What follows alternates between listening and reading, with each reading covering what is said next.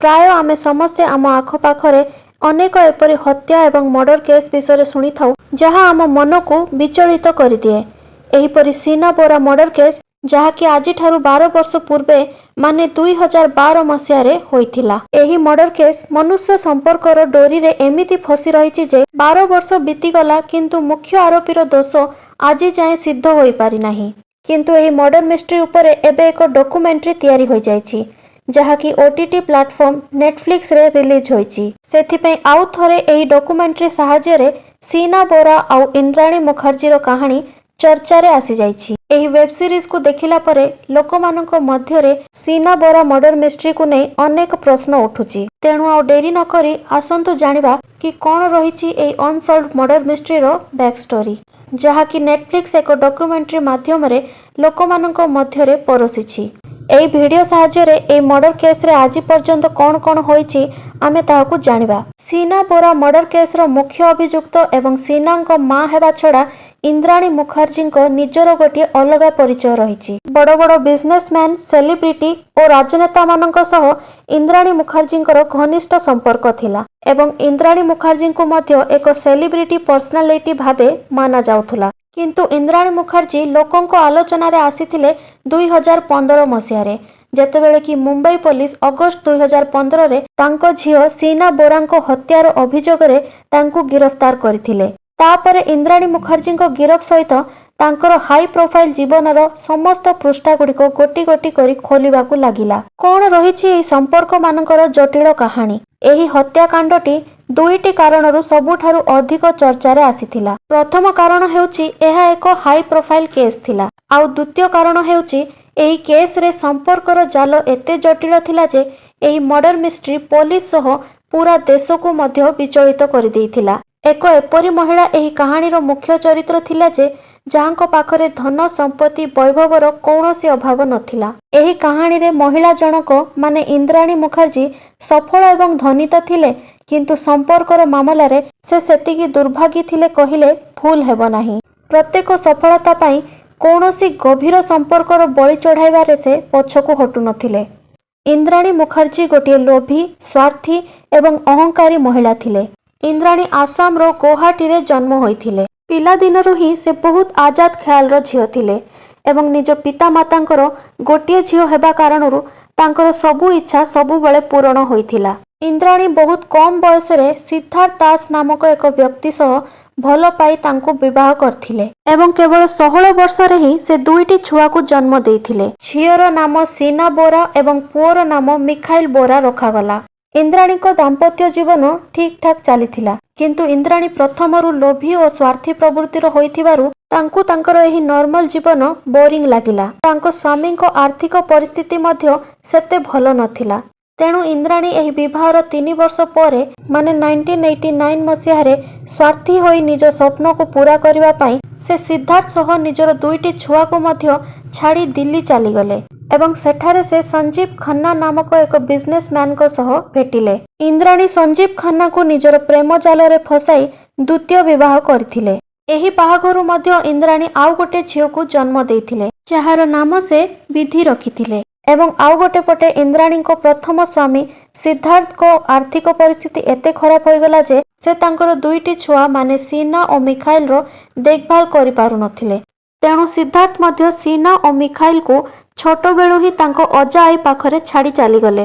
तेणु पिला बेलू ही सीना और मिखाइल निज माता पिता प्रेमरू वंचित रही गले किंतु सेमानंकर अजा आई सेमानंको खूब स्नेह और ममतारे बड़ करथिले। एपटे इंद्राणी दिल्ली रे संजीव खन्ना सह विवाह करी तांको व्यवसाय रे मिसिबाकू चेष्टा करथिले किंतु किछि कारणवशतरू से बिजनेस टी लॉस रे चली गला एवं संजीव खन्ना को आर्थिक परिस्थिति मध्य खराब होई गला। सेथिपाई इंद्राणी को लागिला कि एठारे आउ तांकर किछि फ्यूचर नाही तो से संजीव खन्ना को मध्य छाड़ी मुंबई चली गले। मुंबई आसिला परे इंद्राणी पीटर मुखर्जी नामक एक बहुत बड़ पर्सनालिटी सह भेटिथिले। पीटर मुखर्जी 1997 रु 2007 मसीहा पर्यंत स्टार इंडिया रो सीईओ थिले और 2007 मसीहा रे से आईनेक्स मीडिया रे मुख्य रणनीति अधिकारी रूपे काम करथिले। पीटर मुखर्जी गोटे साधारण व्यक्ति नथिले। बड़ बड़ बिजनेसमैन बॉलीवुड सेलिब्रिटी ଓ ବଡ଼ ବଡ଼ ରାଜନେତାଙ୍କ ସହ ତାଙ୍କର ଘନିଷ୍ଠ ସମ୍ପର୍କ ଥିଲା। ପିଟର ମୁଖାର୍ଜୀ ପୂର୍ବରୁ ବିବାହିତ ଥିଲେ ଏବଂ ତାଙ୍କ ପ୍ରଥମ ପତ୍ନୀଙ୍କ ଠାରୁ ତାଙ୍କର 2ଟି ପୁଅ ଥିଲେ। କିନ୍ତୁ ଇନ୍ଦ୍ରାଣୀ ମୁଖାର୍ଜୀ ପିଟର ମୁଖାର୍ଜୀଙ୍କୁ ନିଜ ପ୍ରେମ ଜାଲରେ ଫସାଇ ତାଙ୍କୁ ତାଙ୍କ ପତ୍ନୀଙ୍କ ଠାରୁ ଅଲଗା କରାଇ ସେ ତାଙ୍କ ସହ ବିବାହ କରିଥିଲେ। ପିଟର ମୁଖାର୍ଜୀଙ୍କ ସହ ବାହା ହୋଇ ଇନ୍ଦ୍ରାଣୀ ମୁଖାର୍ଜୀ ଆଇଏନଏକ୍ସ କମ୍ପାନୀର ମାଲିକାଣୀ ହୋଇଯାଇଥିଲେ ଏବଂ କୋଟି କୋଟି ସମ୍ପତ୍ତିର ମାଲିକାଣୀ ହୋଇଯାଇଥିଲେ। ଆଉ ତା ଛଡ଼ା ତାଙ୍କ ସ୍ୱାମୀ ପିଟର ମୁଖାର୍ଜୀଙ୍କ ଜରିଆରେ ସେ ବଡ଼ ବଡ଼ ସେଲିବ୍ରିଟିଜ୍, ବିଜନେସମ୍ୟାନ୍ ଓ ରାଜନେତାମାନଙ୍କ ମଧ୍ୟରେ ନିଜର ଏକ ଖାସ୍ ସ୍ଥାନ ବନାଇବାରେ ସଫଳ ହୋଇଥିଲେ। ଇଏ ତ ଥିଲା ଇନ୍ଦ୍ରାଣୀ ମୁଖାର୍ଜୀଙ୍କ ଜୀବନ କାହାଣୀ। ଏବେ ଚାଲନ୍ତୁ ମୁଖ୍ୟ କାହାଣୀ ଆଡ଼କୁ ବଢ଼ିବା କି କ'ଣ ପାଇଁ ଗୋଟିଏ ମା ହୋଇକି ମଧ୍ୟ ଇନ୍ଦ୍ରାଣୀ ନିଜ ଝିଅ ସୀନା ବୋରାଙ୍କୁ ହତ୍ୟା କରିଥିଲେ। ତ ସୀନା ଇନ୍ଦ୍ରାଣୀ ମୁଖାର୍ଜୀ ଓ ତାଙ୍କ ପ୍ରଥମ ସ୍ୱାମୀ ସିଦ୍ଧାର୍ଥ ଦାସଙ୍କର ଝିଅ ଥିଲା। ହଠାତ୍ ସୀନା 24 ଏପ୍ରିଲ 2012ରୁ ଲାପତା ହୋଇଯାଇଥିଲେ ଓ 23 ମେ 2012ରେ ସୀନା ବୋରାଙ୍କ ଶବ ମହାରାଷ୍ଟ୍ରର ରାୟଗଡ଼ ଜିଲ୍ଲାର ଏକ ଜଙ୍ଗଲରେ ମିଳିଥିଲା। ଏହି ରାୟଗଡ଼ ଜଙ୍ଗଲ ପାଖରେ ଥିବା ସ୍ଥାନୀୟ ଲୋକମାନେ ଦଫନ ହୋଇଥିବା ଶରୀରର କିଛି ଅବଶେଷ ପାଇଥିଲେ, ଯାହାପରେ ସେହି ଗ୍ରାମବାସୀମାନଙ୍କର ସୂଚନାରେ ସେଠାର ସ୍ଥାନୀୟ ପୋଲିସ ସୀନାଙ୍କ ଶବକୁ ମାଟି ତଳୁ ଖୋଳି ବାହାର କଲା ଏବଂ ସେ ବଡିକୁ ପୋଷ୍ଟମର୍ଟମ କରିବା ପାଇଁ ପଠାଇଦେଲା। କିନ୍ତୁ କିଛି ଠୋସ୍ ପ୍ରମାଣ ନ ମିଳିବା ଓ ଶବର ପରିଚୟ ଠିକ୍ସେ ନ ହୋଇପାରିବା କାରଣରୁ ପୋଲିସ ପୁଣି ଥରେ ସେହି ଶବକୁ ଦଫନ କରିଦେଲା। କିନ୍ତୁ ଯେତେବେଳେ ମୁମ୍ବାଇରେ 2015 ମସିହାରେ ସୀନା ବୋରାଙ୍କ ହତ୍ୟାର ମାମଲା ଦର୍ଜ କରାଗଲା, ସେତେବେଳେ ଏହି ହତ୍ୟାର ଖେଳ ଖୋଲି ଯାଇଥିଲା। ଏହି ମାମଲାଟି ପ୍ରଥମେ ଅଗଷ୍ଟ 2015ରେ ଆରମ୍ଭ ହୋଇଥିଲା, ଯେତେବେଳେ କି ଅନ୍ୟ ଏକ ମାମଲାରେ ଇନ୍ଦ୍ରାଣୀଙ୍କ ଡ୍ରାଇଭର ଶ୍ୟାମ୍ବର ରାୟଙ୍କୁ ଗିରଫଦାର କରାଯାଇଥିଲା। ଅସଲରେ ଇନ୍ଦ୍ରାଣୀଙ୍କ ଡ୍ରାଇଭର ଶ୍ୟାମ୍ବର ରାୟ ଏକ ବିନା ଲାଇସେନ୍ସ ବାଲା ବନ୍ଧୁକ ରଖି ରାସ୍ତାରେ ଗାଡ଼ି ଚଲାଉଥିଲା। ତେଣୁ ପୋଲିସ ଚେକିଂ ଦ୍ୱାରା ସେ ଧରା ପଡ଼ିଯିବା କାରଣରୁ ପୋଲିସ ତାକୁ ଗିରଫ କରିଥିଲା। ଶ୍ୟାମ୍ବର ରାୟର ଗିରଫଦାରୀ ପରେ ତଦନ୍ତ ସମୟରେ ସେ ଏପ୍ରିଲ 2012ରେ ସୀନା ବୋରାଙ୍କୁ ହତ୍ୟା କରିଥିବାର ଗୁରୁତର ଅଭିଯୋଗ ସ୍ୱୀକାର କରିଥିଲା ଏବଂ ଶ୍ୟାମ୍ବର ରାୟ ପୋଲିସକୁ ଏହା ବି କହିଥିଲା ଯେ ସେ ମହାରାଷ୍ଟ୍ରର ରାୟଗଡ଼ ଜିଲ୍ଲାର ଏକ ଜଙ୍ଗଲରେ ସୀନାଙ୍କ ମୃତଦେହକୁ ପୋତି ଦେଇଥିଲା। ଡ୍ରାଇଭର ଶ୍ୟାମ୍ବର ରାୟ ମୁମ୍ବାଇ ପୋଲିସକୁ ଏହି କଥା ମଧ୍ୟ କହିଥିଲା ଯେ ସୀନାଙ୍କ ମା ଇନ୍ଦ୍ରାଣୀ ଏବଂ ତାଙ୍କ ଦ୍ୱିତୀୟ ସ୍ୱାମୀ ସଞ୍ଜୀବ ଖନ୍ନା ମଧ୍ୟ ଏହି ହତ୍ୟାରେ ଜଡ଼ିତ ଥିଲେ। ଏବେ ଚାଲନ୍ତୁ ଜାଣିବା ଇନ୍ଦ୍ରାଣୀ ମୁଖାର୍ଜୀ କିପରି ଏବଂ କ'ଣ ପାଇଁ ଗୋଟିଏ ମା ହୋଇକି ନିଜ ଝିଅର ହିଁ ହତ୍ୟା କରିଥିଲେ। ତ କାହାଣୀଟି ହେଲା, ପିଲାବେଳୁ ନିଜର ମାତା ପିତାଙ୍କର ପ୍ରେମ ନ ପାଇଥିବା କାରଣରୁ ସୀନାଙ୍କ ମନରେ ପିଲାବେଳୁ ହିଁ ଏହି ଦୁଃଖ ତାଙ୍କୁ ଖାଇଯାଉଥିଲା। ଅଜା ଆଈଙ୍କ ଘରେ ରହି ପାଠ ପଢ଼ି ବଡ଼ ହେଲା ପରେ ସୀନା ଏହା ନିଷ୍ପତ୍ତି ନେଲେ ଯେ ତାଙ୍କୁ ତାଙ୍କ ମା ଇନ୍ଦ୍ରାଣୀ ମୁଖାର୍ଜୀଙ୍କ ସହ ଥରେ ମିଶିବାର ଅଛି ଏବଂ ତାଙ୍କୁ ପଚାରିବାର ଅଛି ଯେ କ'ଣ ପାଇଁ ସେ ତାଙ୍କୁ ଓ ତାଙ୍କ ଭାଇ ମିଖାଇଲକୁ ଏପରି ଅନାଥ କରି ଛାଡ଼ି ଚାଲିଗଲେ। ତ ସୀନା ଏବେ ଇନ୍ଦ୍ରାଣୀଙ୍କୁ ମିଶିବା ପାଇଁ ମୁମ୍ବାଇ ଚାଲିଗଲେ। ସୀନା ଭାବିଥିଲେ ଯେ ଏତେ ବର୍ଷ ପରେ ଇନ୍ଦ୍ରାଣୀ ତାଙ୍କ ଝିଅକୁ ଦେଖି ତାଙ୍କୁ ନିଜ କୋଳକୁ ନେବେ ଓ ତାଙ୍କୁ ସବୁଦିନ ପାଇଁ ସାଥିରେ ରଖିବେ। କିନ୍ତୁ ଯେତେବେଳେ ସୀନା ଇନ୍ଦ୍ରାଣୀଙ୍କ ସହ ମିଶିଲେ, ତାଙ୍କର ସବୁ ଭାବନା ଆଇନାର କାଚ ପରି ଭାଙ୍ଗିଗଲା। ସେ ଯାହା ଭାବିକି ମୁମ୍ବାଇ ଯାଇଥିଲେ, ଠିକ୍ ତାର ଓଲଟା ସେଠାରେ ହେଲା। ଇନ୍ଦ୍ରାଣୀ ସୀନାଙ୍କୁ ଦେଖି ରାଗିଗଲେ ଏବଂ ତାଙ୍କୁ ଗୌହାଟୀ ଫେରିଯିବାକୁ କହିଲେ। ଏହା ଶୁଣି ସୀନାଙ୍କ ମନ ପୁଣି ଥରେ ଭାଙ୍ଗିଗଲା।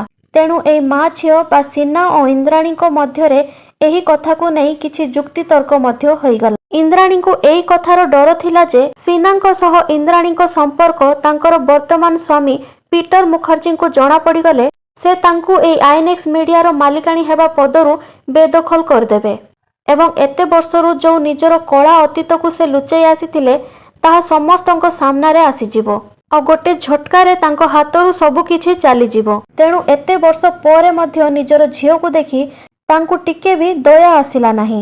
ଓଲଟା ସେ ତାଙ୍କୁ ଗୌହାଟୀ ଫେରିଯିବାକୁ କହିଲେ। କିନ୍ତୁ ସୀନା ମଧ୍ୟ ରାଗିଯାଇ ଇନ୍ଦ୍ରାଣୀଙ୍କୁ ବ୍ଲାକମେଲ କରିବା ଆରମ୍ଭ କରିଦେଇଥିଲେ। ସୀନା କହିଲେ କି ଯଦି ତୁମେ ମୋତେ ନିଜ ପାଖରେ ରଖିବାକୁ ଚାହୁଁନ ତାହେଲେ ଠିକ୍ ଅଛି, କିନ୍ତୁ ମୁମ୍ବାଇରେ ମୋତେ ଗୋଟେ ଫ୍ଲାଟ୍ ଦେବାକୁ ପଡ଼ିବ, ନଚେତ୍ ମୁଁ ତୁମର ସବୁ ଅତୀତର ପର୍ଦ୍ଦାଫାଶ କରିଦେବି। ସିବିଆଇ ତଦନ୍ତରେ ଜଣାପଡ଼ିଥିଲା ଯେ ସୀନା ବାରମ୍ବାର ତାଙ୍କ ମା ଇନ୍ଦ୍ରାଣୀଙ୍କୁ ଟଙ୍କା ପାଇଁ ବ୍ଲାକମେଲ କରୁଥିଲା।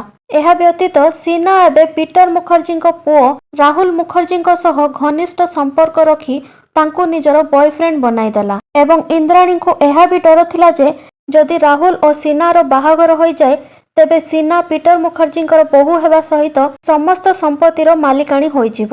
ଏହି ସବୁ କାରଣରୁ ଇନ୍ଦ୍ରାଣୀ ନିଜର ହିଁ ଝିଅ सीना बोरांकु निज रास्तारू हटाइबा पई निष्पत्ति नैथिले। एहा पई से एक प्लान बनाइले जोठिके से निजर द्वितीय स्वामी संजीव खन्ना एवं निजर ड्राइवर श्यामबर राय को मध्य ए प्लान रे सामिल कले। 24 एप्रिल 2012 रे इंद्राणी सीना को फोन करी मुंबईर एक मॉल रे तांको सह मिसिबाकू डाकिथिले। सीना मॉल को पहुंचिला परे इंद्राणी तांको सह बहुत प्रेम रे कथा होइथिले। से सेठारे सीना को किछि ड्रेस साड़ी और जोतारो शॉपिंग मध्य कराइथिले। एसबु देखि सीना मध्य बहुत खुशी हो जाइथिला। तापरे इंद्राणी सीना को कहिले चलो मु तुमको तुम फ्लैट रे छाड़ी देबी। सेपटे मॉल रो बाहरे कार भितरे इंद्राणी को द्वितीय स्वामी संजीव खन्ना एवं तांको ड्राइवर श्यामबर राय पूर्वरु सेमानंको पई अपेक्षा करि बसथिले। या परे सीना और इंद्राणी कार भितरे बसिले एवं श्यामबर राय गाड़ी स्टार्ट कला। किछि रास्ता गला परे इंद्राणी सीना को एक बोतल रे पानी पीबाकू देला, जो पानी रे कि पूर्वरु इंद्राणी बेहोश हेबा औषध मिसाई रखिथिला। सीना पानी पीबार किछि समय परे बेहोश होइगला। तापरे रायगढ़ जिल्लार एक सुनसान जगार पहुंचिला परे संजीव खन्ना सीनार गला चिपी तांको मारिबाकू चेष्टा करिथिले, किंतु हठात सीनार चेता फेरी जिबा कारणरू से छटपट होई चित्कार करिबाकू लागिले। तापरे श्यामबर राय निज पाखरे रखिथिबा बिना लाइसेंस रो बंदूक काढ़ी इंद्राणी मुखर्जी को देला एवं तापरे इंद्राणी मुखर्जी निजर झियो सीना बोरा को गुली करी हत्या करदेले। तापरे ए 3 जण से रायगढ़ जिल्लार एक जंगल भितरे सीनार डेड बॉडी को नहीं एक सुनसान जगह देखि पोती देले और किछि न जानिला परी सेठारु 3 जण बाहरी चली गले। या परे इंद्राणी मुखर्जी निजर ड्राइवर श्यामबर राय को कहिथिले जे से बिना लाइसेंस वाला बंदूक को को जगार लुचेई देई किछि दिन पई निज गाँ को चली जाओ। किंतु श्यामबर राय इंद्राणी मुखर्जींकर एई कथा सुनिला नाही एवं से बिना लाइसेंस वाला बंदूक से निज पाखरे रखी बुलुथुला। आउ तापरे अगस्त 2015 रे से बिना लाइसेंस वाला बंदूक सह कार रे पुलिस चेकिंग द्वारा धरा पड़ जाइथिला। आउ तार गिरफ्तारी परे एही हत्याकांडर सबु कहानी से पुलिस को जणाई देइथिला। तापरे पुलिस इंद्राणी मुखर्जी सह संजीव खन्ना को मध्य गिरफ्तार करिथिला। एते सबु जानिला कहिला परे मध्य एही जटिल कहानीटी आज पर्यंत समाधान होई पारु नाही। एही मामला को नहीं कोर्ट रे एपरिके आज पर्यंत सुनानी चलीची। एही केस रे 60 रु अधिक साक्षी कथा कोर्ट रे रेकर्ड होईची। कोरोना समय रे एही मामलार सुनानी बंद होई जाइथिला, जेउठारे इंद्राणी मुखर्जी तांको वक्तव्य रे कहिथिले जे सीना बोरा मरी नाहांती, से एबे मध्य जीवित अछंती। अन्यपटे एही मामलारे अभियुक्त संजीव खन्ना एवं श्यामबर राय मध्य एपरिकी वर्तमान जमानत रे अछंती। कोर्ट रे सुनानी समय रे अनेक थर सीनांको जीवंत थिबा दाबी रे एही केसटी आहुरी अधिक जटिल होई जाइछि। एही जटिल कहानीर सुनानी एबे जाई होई पारु नाही। एथि मध्यरे एही कहानी उपरे आधारित एही वेब सीरीजटा आपण समस्तंको सामनारे अछि, जहाकु देखिला परे आपण एही हत्याकांडर पछरे लुचिथिबा सत्यता को किछि परिमाण रे बुझी पारिबे। तो एहा थिला संपर्क जालरे फसी रहिथिबा एक जटिल कहानी। आशा करुछि भिडियोटी आपण मानको पसंद आस्थिबो। जदि पसंद आसी थाए ताहले भिडियो को लाइक कर दियंतु, शेयर कर दियंतु और सबुठु इम्पोर्टेंट चैनल को सब्सक्राइब करी बेल आइकन को प्रेस करिवारु जमारु भूलंतु नाही, जहा फल रे आपण मोर कोनोसी भिडियो मिस करि पारिबे नाही। तो आज पई एतिकी, पुणी देखा हबो एक नुवा कहानी सह एक नुवा भिडियो रे। आपण माने भलरे रुहंतु, सुस्थ रुहंतु और सबु बेले सावधान रुहंतु। जय जगन्नाथ।